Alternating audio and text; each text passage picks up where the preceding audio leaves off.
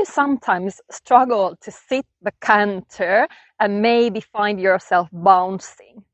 Or maybe you don't quite know how to ask for the canter so that the horse will actually understand?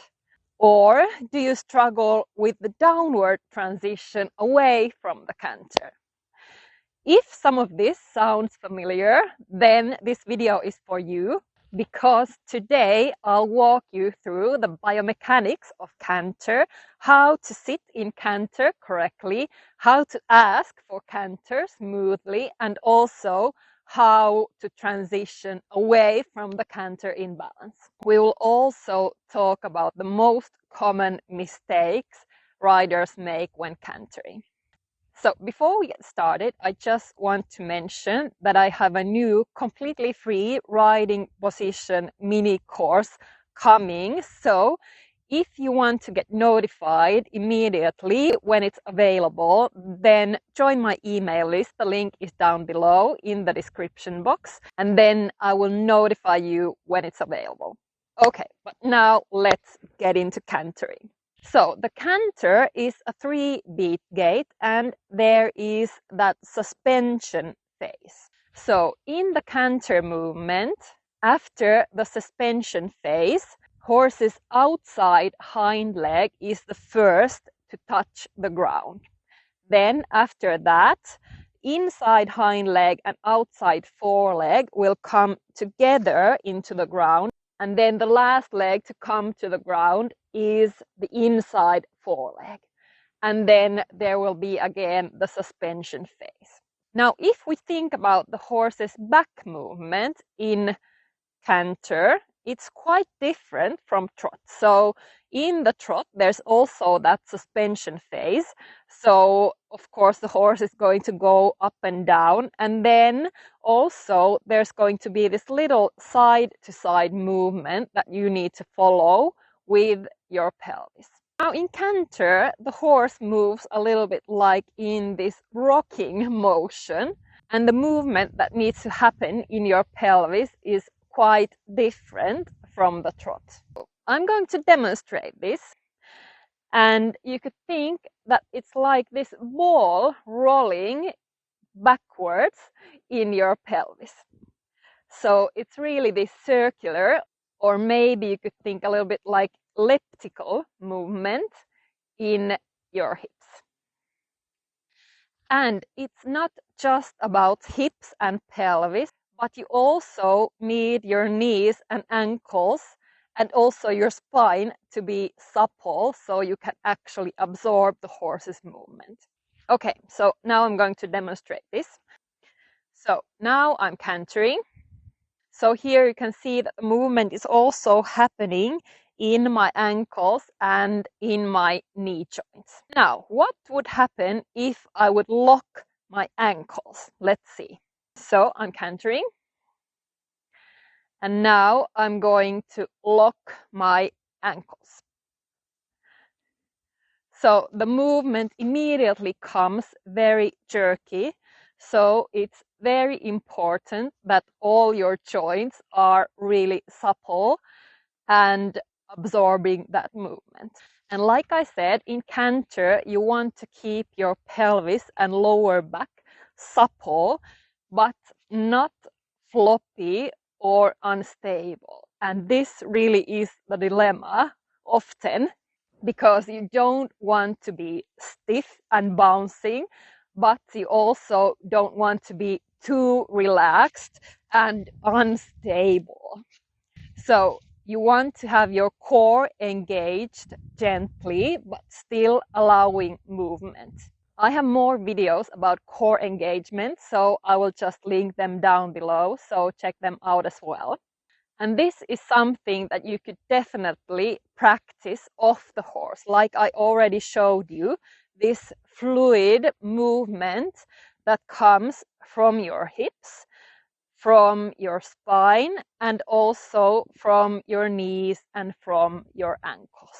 Also, you want to pay attention if there are differences between sides, because often one side might feel more difficult than the other. And that could be, for example, if you have some restrictions in your hip or pelvic area. And what's also important to understand is that the horse's head and neck are also moving. So that movement is going through the whole body of the horse. And you need to follow that movement also with your hands. So it's very important that your shoulders are relaxed and your elbows are supple as well, so you can follow that movement with your reins and keep that soft contact. So you definitely don't want to block that movement with your hands. This is a very common mistake, and often that will result in the horse getting very tense or dropping into the trot. You also want to keep your upper body upright, so you don't want to be leaning forward or back when cantering. So you could imagine that if the horse would suddenly disappear from under you, would you land in balance on the ground? Okay, so now let's talk about some common mistakes when sitting in canter. So probably one of the biggest struggles is bouncing in canter.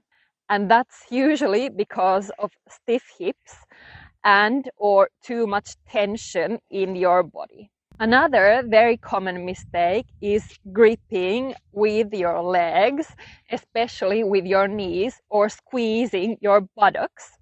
And that will definitely make you bounce as well. And if you squeeze with your knees, often that makes you kind of pop out of the saddle. And then you cannot really follow the horse's movement anymore. Then another mistake you often see is that the upper body is rocking back and forth in canter.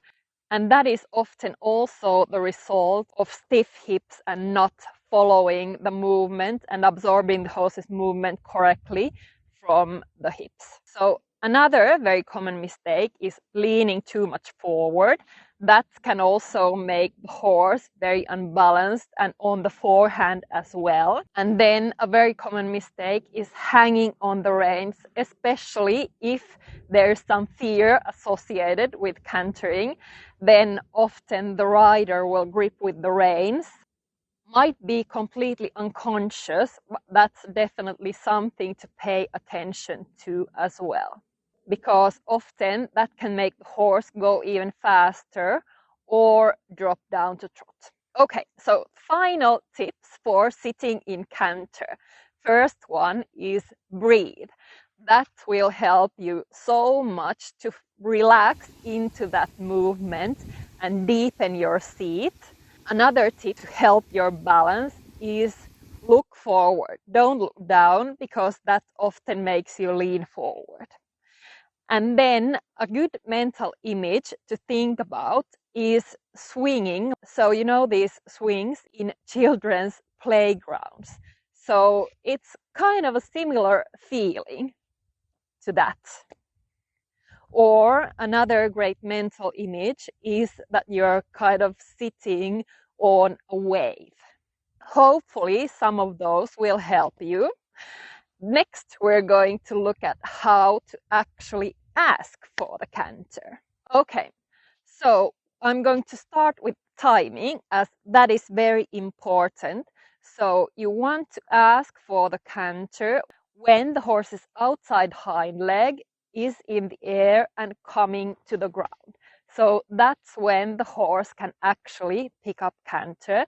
And I have another video about that, so I will link it in the end, so then you can dive a little bit deeper into that and how to actually use your seat bones and just a subtle weight shift to ask for the canter. So to get a good canter transition, it's crucial that you prepare the canter transition really well.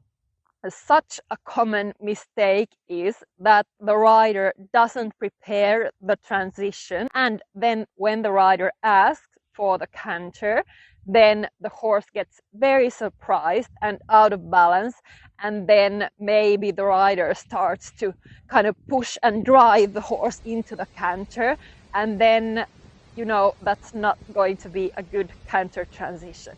So first of all, you need enough impulsion. So if you're asking for the canter from walk or from trot, you need to have the feeling that the horse can actually go into the canter. Then when you have enough impulsion, then you want to flex the horse a little bit towards the side which canter you're going to ask for. And then you're going to balance the horse with a half halt. And after that, you can actually ask for the canter.